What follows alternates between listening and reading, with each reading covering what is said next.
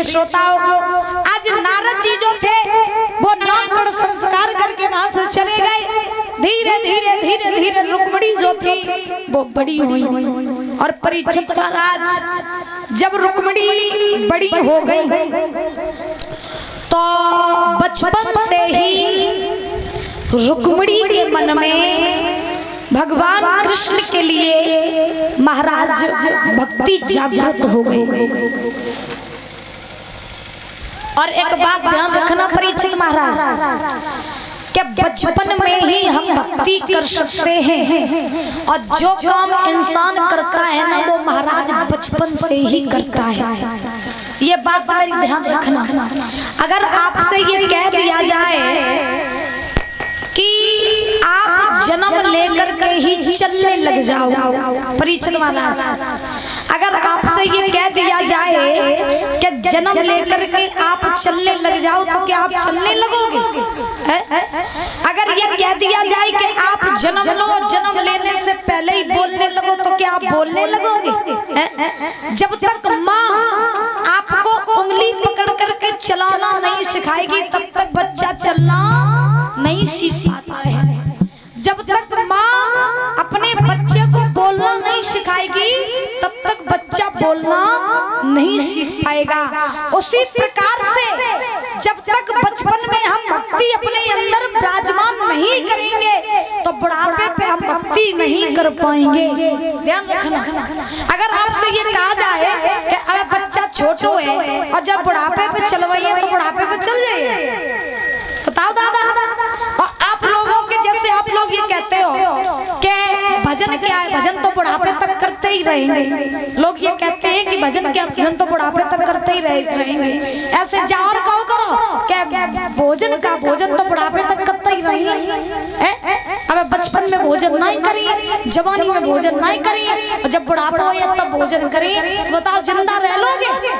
नहीं रह पाओगे। उसी प्रकार से बिना जो भक्ति नहीं करते हैं वो महाराज जिंदा लाश की समान होते हैं। बोलिए गोविंद भगवान की। तो जीवन में भक्ति का होना अति आवश्यक है और जो गुण, जो लक्षण आपके अंदर बचपन में आ जाते हैं फिर परीक्षित महाराज वो कभी भी छूटने वाले नहीं होते हैं। और आप ये सोचो कि भजन हम बुढ़ापे में करेंगे तो ये आपकी गलत फहमी है, क्योंकि तुमने बचपन में भजन कर नहीं पाया, तुमने जवानी में भजन कर नहीं पाओ, अब बुढ़ापे में तुम भजन क्या करे हो? जब तुमसे मोह माया ही नहीं छूटे तो भजन कैसे हुई? क्या मैया सही कह रहे कि नहीं कह रहे? तो जिंदगी में भजन करना जरूरी है कि नहीं? और भजन बुढ़ापे पे करियो कि जवानी पे करियो? कब करियो? जवानी पे। और जिंदगी में जब तक भजन नहीं करोगे तब तक आपका कोई भी अस्तित्व नहीं है। और देखिए जिंदगी का कुछ भरोसा नहीं है। हमें ये नहीं पता कि हमें बुढ़ापा देख भी पाएंगे कि नहीं, हमें नहीं पता कि हम जवानी देख भी पाएंगे कि नहीं। तो जिंदगी का कुछ भरोसा है? बताओ, कछु नहीं भरोसा है। ताई की वजह से मैया भक्ति करो करो, भजन करो करो। और सुनो, जब जिंदगी को कछु पता नहीं कि कब रहे और कब चली जाए। विद्वान तो यहाँ तक लिखते हैं दादा, गौर करना शब्दों पर, क्या काऊ दिन और जिंदगी धोखा और दे जाएगी तासों कर ले ओ भजन ओ नारी को। काऊ दिन जिंदगी धोखा दे जाएगी तासों कर ले ओ भजन ओ नारी को।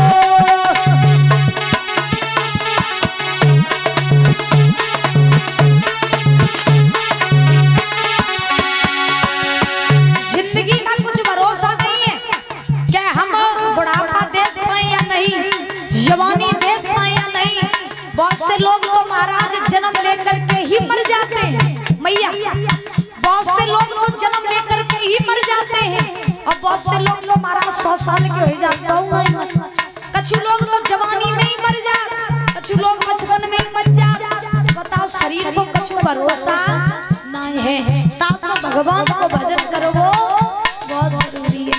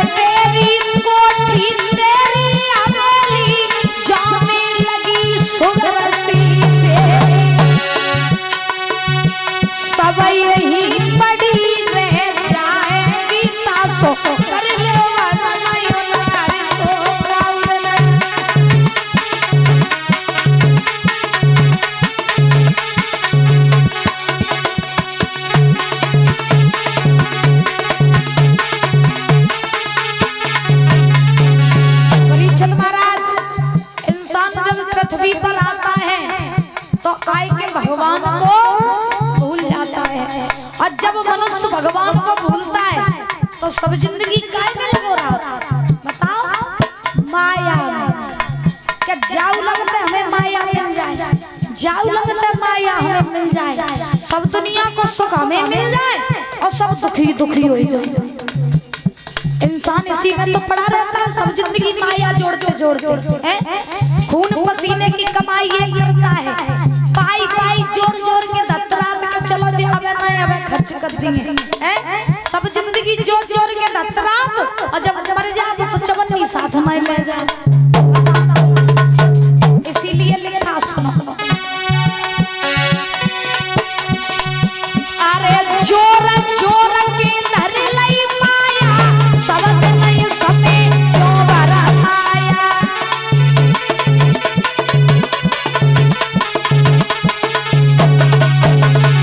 बोलो अरे जोर जोर के धर लई माया सब दिन समे जो बरमाया। तेरे मन की मन में रह जाएगी सासों कर ले वजन हमारी को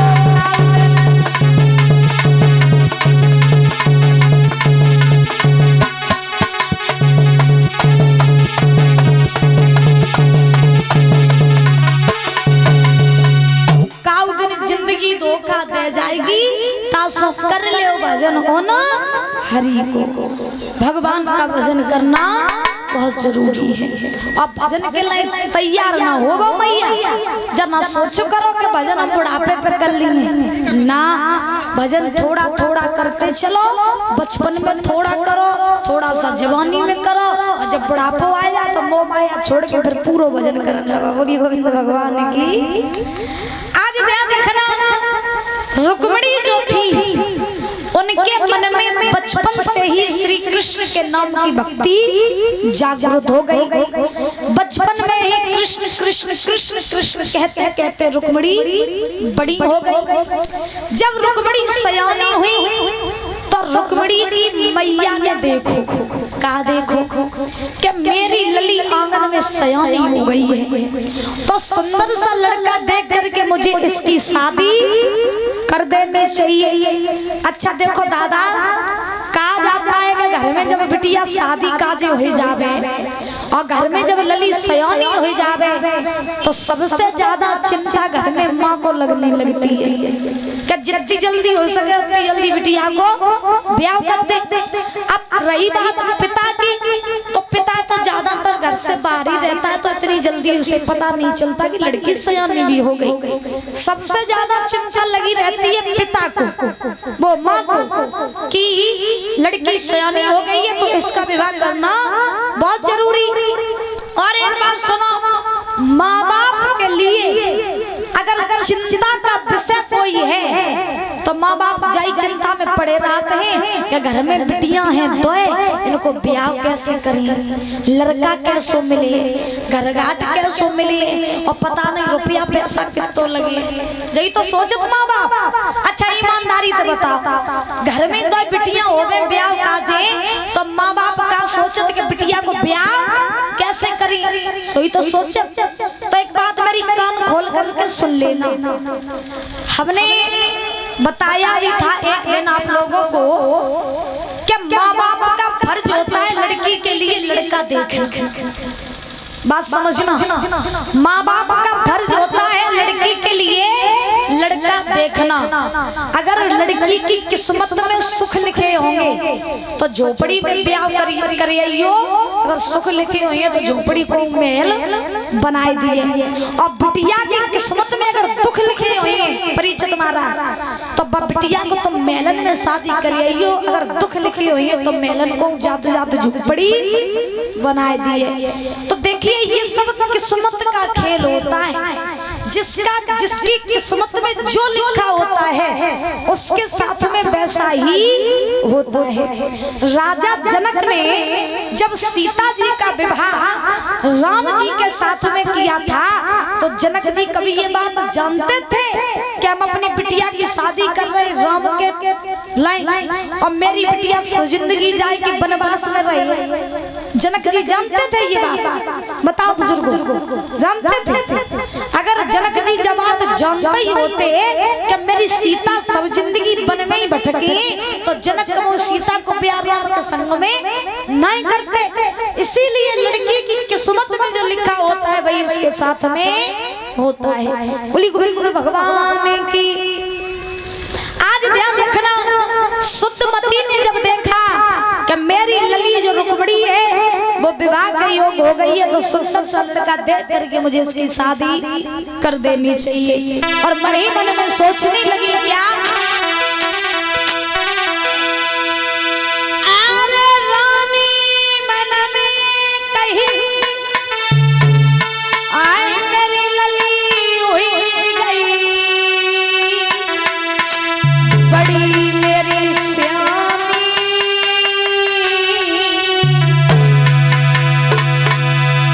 और बर योग सुता के हुई गई रे, आज सोच रही माँ।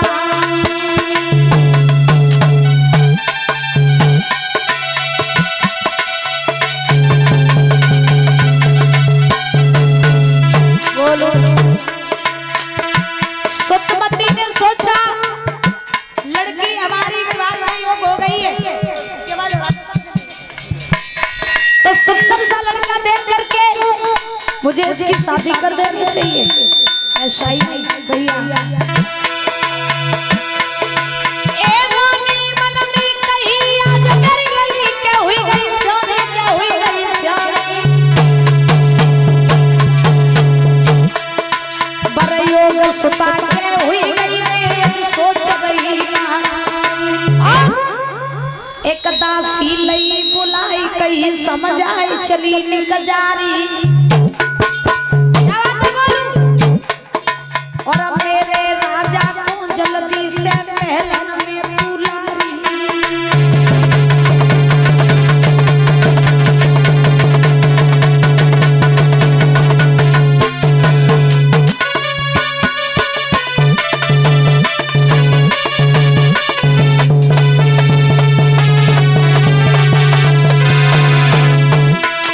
आज सुतमती ने दासी को बुला लिया और दासी को बुला करके आदेश दिया चली जाओ और जा करके सभा बीच में से मेरे महाराज को ले आओ।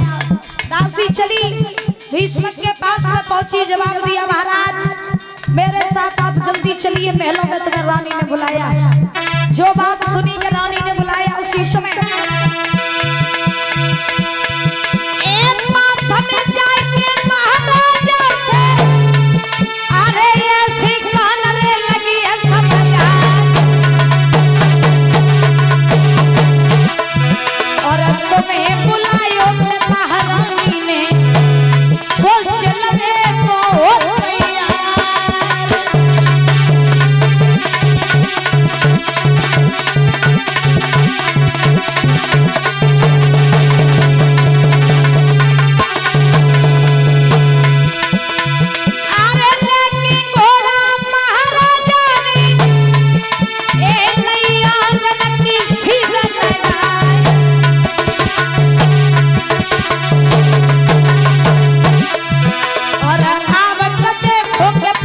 अपने को